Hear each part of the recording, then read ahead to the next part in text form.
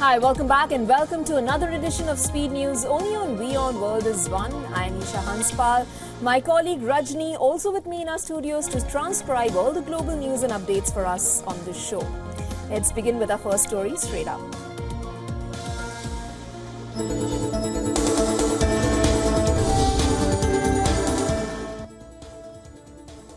As the 2024 general elections are around the corner in India, Prime Minister Narendra Modi carried out a mega road show in southern state of Kerala's Palakkad district.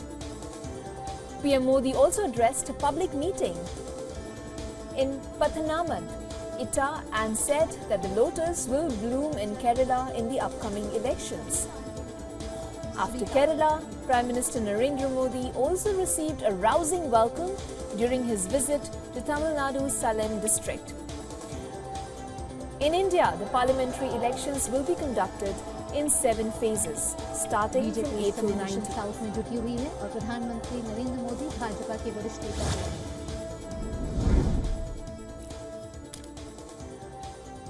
Cuban Deputy Foreign Minister Carlos Cosio reacted to street protests in some parts of Cuba on Sunday, and he accused the United States of interfering in Cuba's domestic affairs. On the other hand, the United States has said that it is not behind the protests in Cuba, and the allegations leveled by Havana are absurd. The Cuban government has confirmed that 5 protests had taken place across the island nation on March 17th. President Miguel Diaz-Canel repeated a frequent accusation leveled by Havana that the United States was seeking to overthrow the island's communist-run government.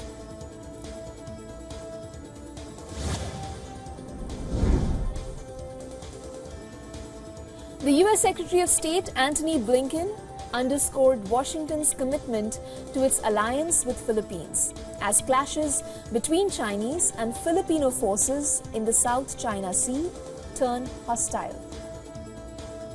In Manila, Blinken spoke with the Philippine Secretary of Foreign Affairs, Enrique Manalo, before meeting President Ferdinand Marcos Jr. and other top officials.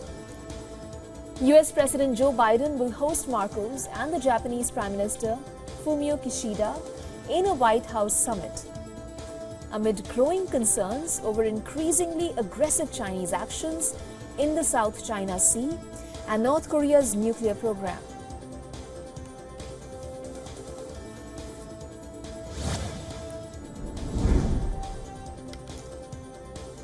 Israeli Prime Minister Benjamin Netanyahu agreed to send a team of Israeli officials to Washington to discuss with Joe Biden's administration officials a prospective Rafah operation.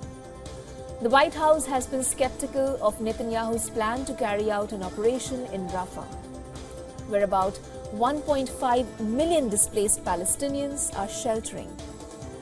The divide has grown between allies over the food crisis in Gaza and Israel's conduct during the war.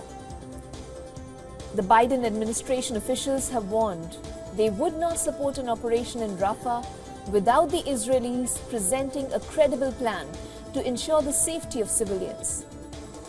And according to the White House officials, Israel has yet to present such a plan.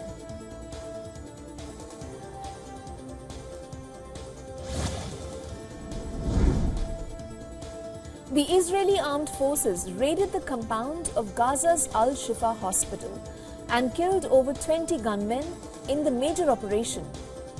The Israeli army spokesperson Daniel Hagari said that 1 Israeli soldier was killed in the fighting and over 200 terrorist suspects have been apprehended, who are now being questioned.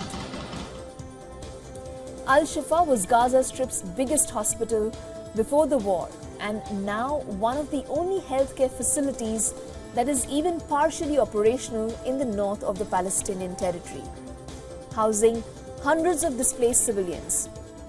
The Palestinian health authorities said the Israeli operation caused multiple casualties and set off a fierce fire in one of the buildings.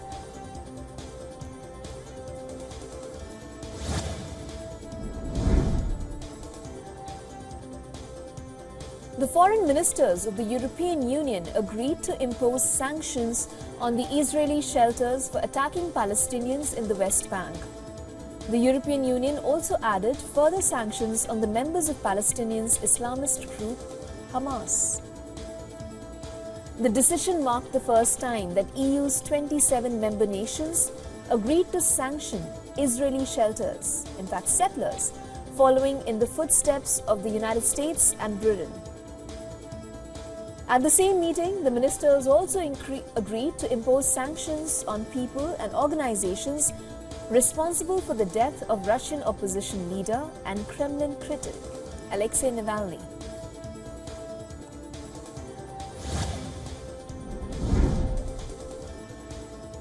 As the international frustration grows over Israel's armed offensive in the Gaza Strip, French ambassador to the United Nations Nicolas Riviere called for an immediate end to the ongoing war in the Palestinian territory. Riviere said, and I'm quoting here, "This is a war and it should stop now." He further said that the Security Council cannot continue to procrastinate and also called for an immediate and unconditional release of all the hostages detained by Hamas.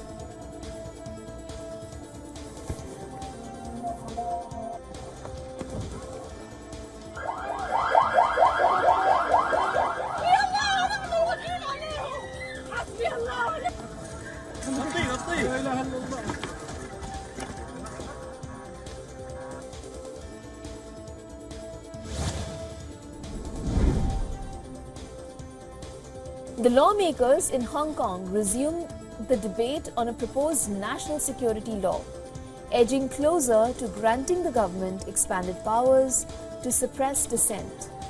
Notably, it is unclear when the legislature will pass the law, which threatens lifetime jail term for residents who endanger national security. Hong Kong leader John Lee has urged the legislators to push the bill through.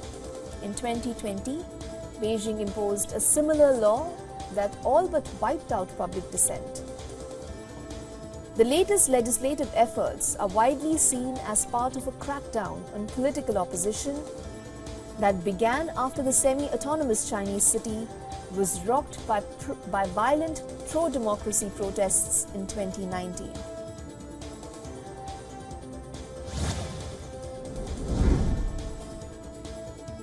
North Korean leader Kim Jong-un supervised the testing of nuclear-capable multiple rocket launchers capable of targeting Seoul.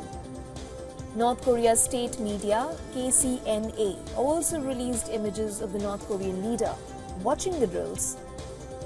The state media says that the drills were aimed at testing the real war capabilities of 600mm multiple rocket launchers and improving the operators' combat morale. The testing drills came a day after South Korea and Japan reported Pyongyang's launch of several short-range ballistic missiles into the sea.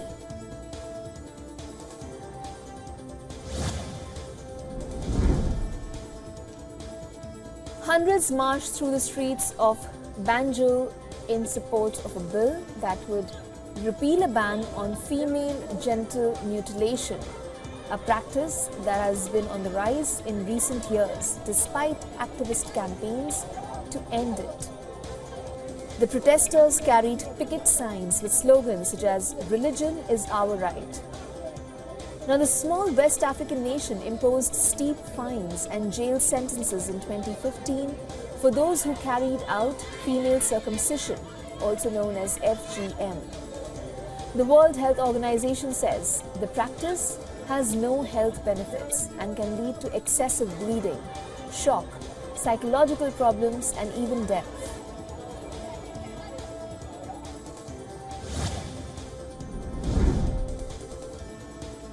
The gang violence in Haiti is spiraling as the Caribbean nation is currently experiencing one of its worst periods of chaos. In the latest, at least 10 people were killed in a wealthy suburb of Haiti's capital.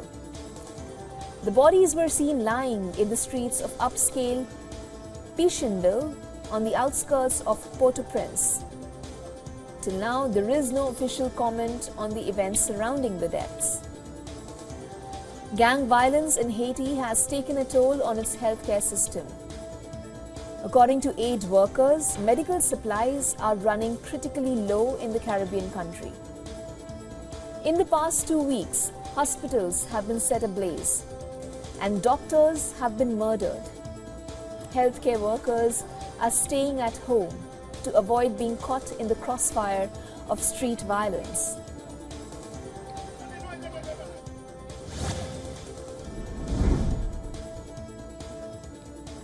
Former Peruvian President Martin Vizcarra's residence was raided by the Public Prosecutor's Office as part of an investigation into alleged corruption in a road construction program during his administration.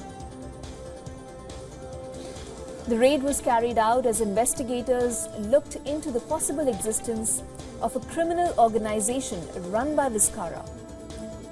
Investigators allege the organization was carried when Vizcarra was the governor of a small southern region in 2014 and expanded when he became president in 2018. Vizcarra, who was impeached by the parliament in 2020, has 3 other ongoing investigations for alleged corruption, and he has denied all the accusations, calling them political vendetta.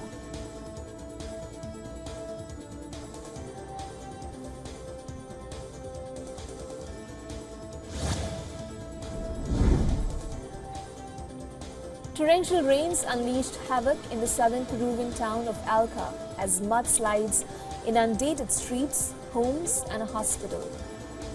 According to the local authorities, incessant rains over the past few days have triggered mudslides in the mountainous region surrounding Alca, washing away roads and destroying 75 houses. Rescue teams have been mobilized to assist those affected by the disaster. But the access to affected areas remain difficult due to the blocked roads and the ongoing rainfall.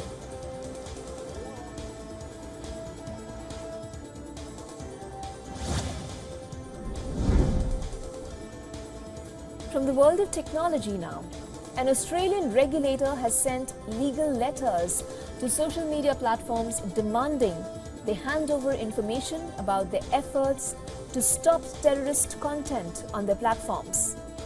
This includes YouTube, X, Facebook, Telegram, and Reddit. The Australian E-Safety Commission believes the platforms are not doing enough to stop extremists from using live streaming features, algorithms, and recommendation systems to recruit users. According to the regulator, extremist groups prefer Telegram the most when it comes to radicalizing and recruiting new members. This is not the first time this is happening. In 2023, Elon Musk's X was handed the first e-safety fine of $386,000 over its response to questions about its handling of child abuse content on its platform.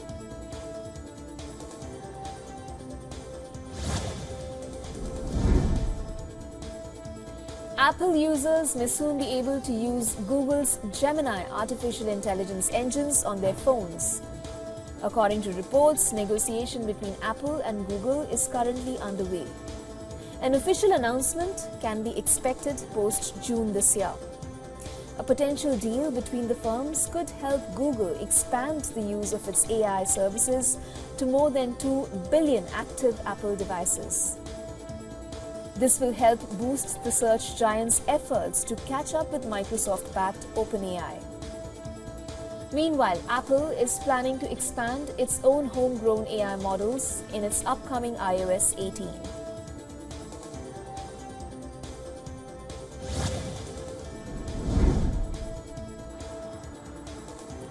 Let's see what's happening in the world of business now. Central banks' actions drive market volatility on Tuesday.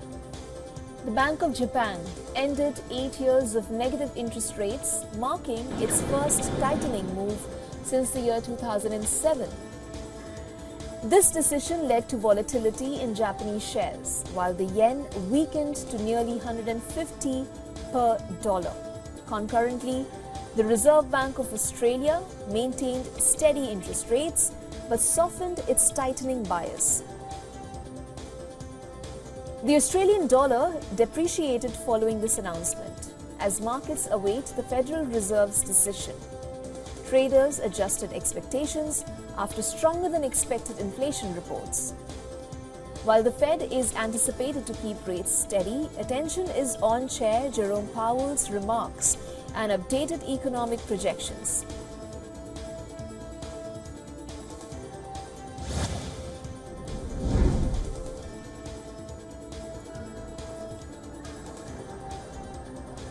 Nvidia announced expanded collaborations with Chinese automakers like BYD to integrate their next-gen in-vehicle chips, Drive Thor, for autonomous driving and infotainment.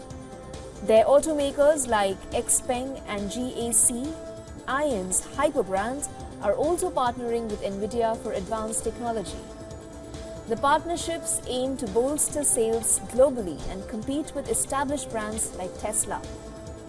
Nvidia also revealed partnerships with companies like Kerala and Lenovo for AI integration in car computing. SoundHound will develop an in-vehicle voice command system. Overall, Nvidia's partnerships underscore Chinese automakers' drive for innovation and expansion beyond their home market.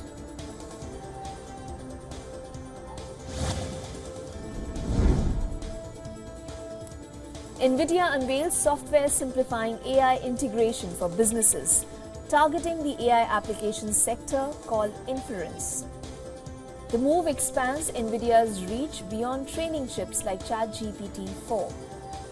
The tools aim to ease adoption of AI models on Nvidia hardware, catering to companies of all sizes.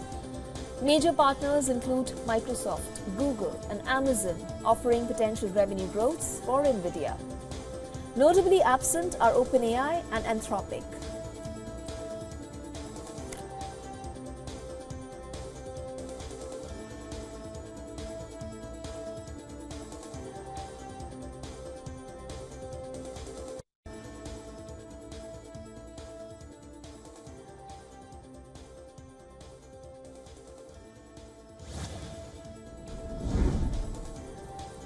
The UK government is set to establish an independent football regulator when the Football Governance Bill is introduced in the Parliament.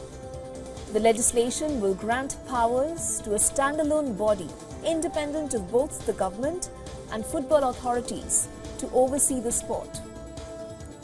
The legislation will strengthen tests of suitability for those running clubs. This would also block closed-shop competitions, such as the frequently proposed European Super League. Prime Minister Rishi Sunak called it a historic moment for football fans. For all the latest news, download the WION app and subscribe to our YouTube channel.